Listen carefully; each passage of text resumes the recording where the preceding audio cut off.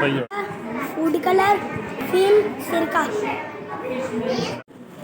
और डालो, बस बस ठीक है, it's okay।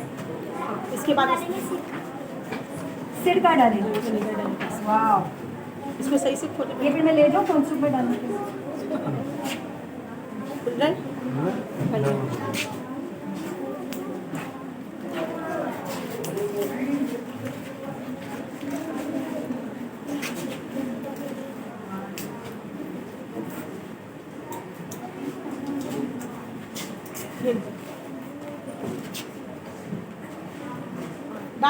डालते जाओ और डाल दो।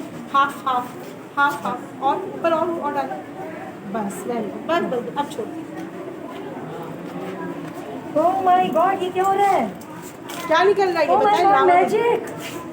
Wow, excellent! क्या निकल रहा है? लावा? यही चीज़ आपने इसको इस तरह करके दिखाई। Excellent, wow, super.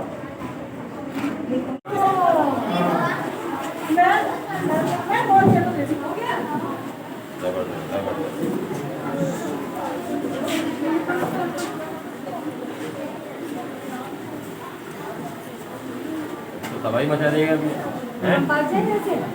वही तो तबाही आ गई है। क्यों बना? किस वजह से बना? बताइए, किन चीज़ों से मिलके बनाया? नहीं, ये आज ये बहुत आर्टिफिशियल किन चीज़ों से मिलके बनता है? आपसे ये पूछा, इसको छोड़ दो। गैसेस वगैरह से बताइए सर।